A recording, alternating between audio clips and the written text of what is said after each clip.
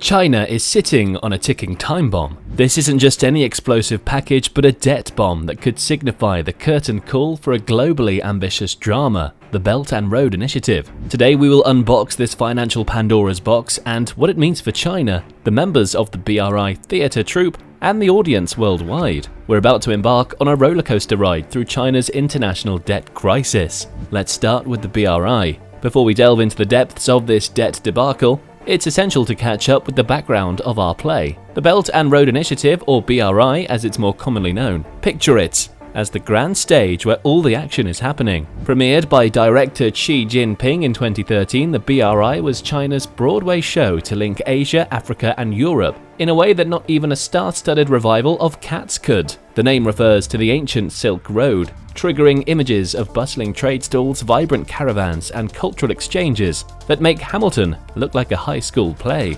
But the BRI isn't just a blast from the past. It's a colossal set construction project on a scale. It involves building roads, railways, ports, power plants, you name it, across more than 60 countries. We're talking about a stage accommodating almost 2/3 of the world's population and 1/3 of the global GDP. The grand finale. China wanted to stimulate economic growth across the Asia-Pacific region, Europe and East Africa, hoping for a standing ovation and a world more interconnected with China in the spotlight. And China, like any big budget producer, hasn't been shy about signing the checks. We're talking about an estimated $1 trillion being invested into these projects.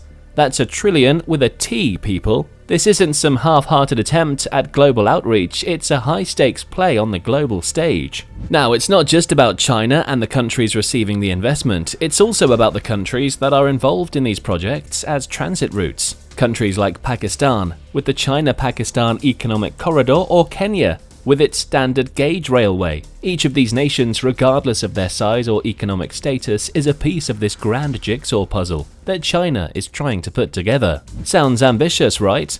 Well, as it turns out, it may have been a bit too ambitious, but we'll get to that. First, let's understand how this grand vision started to crumble. Unveiling the debt crisis. China's debt has surged dramatically in the past decade, primarily due to the state-owned enterprises' reliance on credit after the global financial crisis. While some see this mounting debt as a threat to China's stability and even the world's economic health, others argue that it's manageable since most of the country's debt is state-owned. The problem, however, is the alarming pace at which companies are borrowing. Since 2008, non-financial sector debt to GDP has risen significantly. Encouraged by government calls to support economic growth, companies took advantage of cheap credit.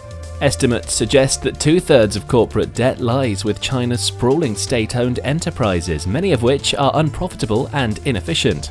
As borrowing escalates and earnings stagnate, the increasing number of Chinese companies struggle to keep up with their repayments. The magnitude of China's debt is truly staggering. As of the latest measure, it amounts to $51.9 trillion, almost 3 times the size of China's economy, as measured by the country's GDP. And you don't have to be an economist to know owing 3 times everything you own is bad. This is the highest level recorded in the 27 years since Beijing first began to track such statistics. If we compare China's relative debt burden with that of the United States, China's stood 40% higher as of mid-2022. The reasons behind this debt crisis are complex. A significant contributor is the local government, which is used as a tool by central planners in Beijing. When a spending program is launched, such an infrastructure building plan, local governments are tasked with issuing the debt needed to finance it. Such debt has grown 11% through the middle of 2022, fast enough to overcome modest private borrowing declines. Moreover, demographic challenges are now also contributing to the debt crisis.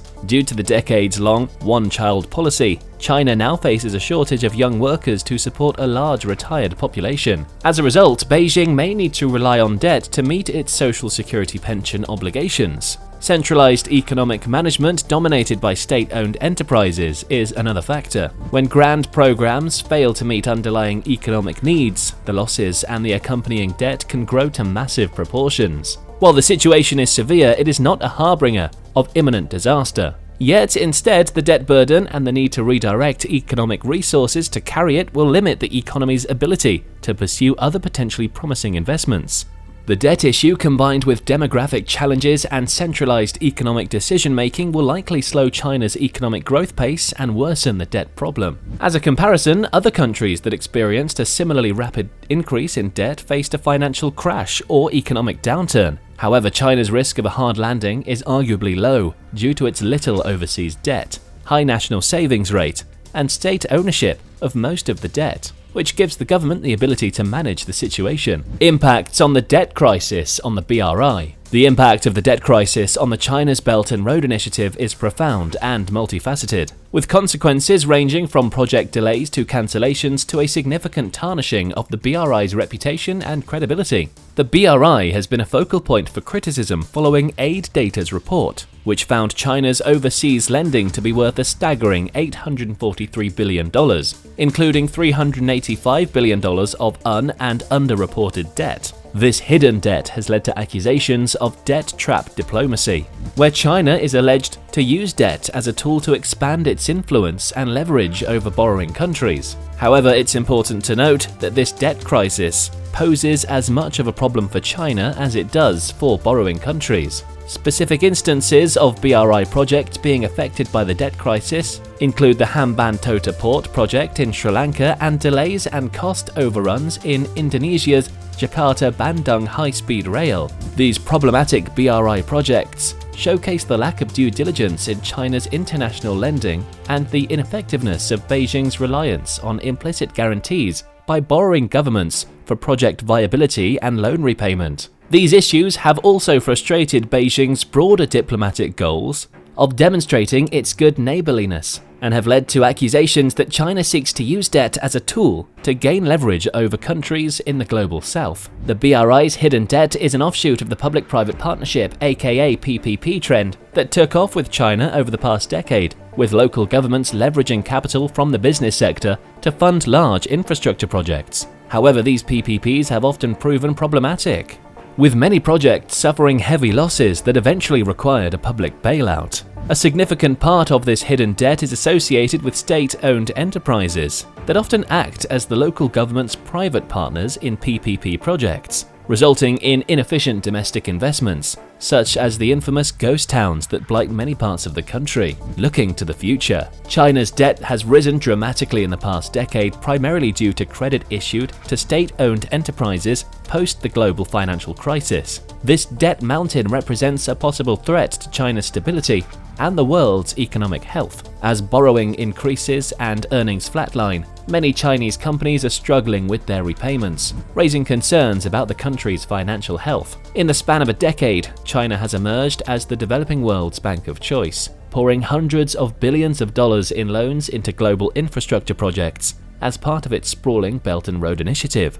However, as its borrowers fail to pay up, China is finding its newfound authority coming at a price, transitioning from a generous investor to a strict enforcer. This jeopardizes the goodwill it tried to build with initiatives such as the BRI. China's debt crisis and its impact on the BRI could have significant implications for global geopolitics and the economic trends. For one, it complicates Beijing's aspirations of extending its influence and forging new relationships through economic deals. This crisis presents Beijing with a trade-off. Can it collect its debt without damaging its image? This is a critical question for the future of China's international relations. Despite the looming crisis, some argue that the risk of a hard landing is low. China has little overseas debt and a high national savings rate, and most of the debt is state-owned, giving the government some ability to manage the situation. However, the ultimate outcome remains uncertain and depends on a range of factors, including the government's policy responses and global economic conditions.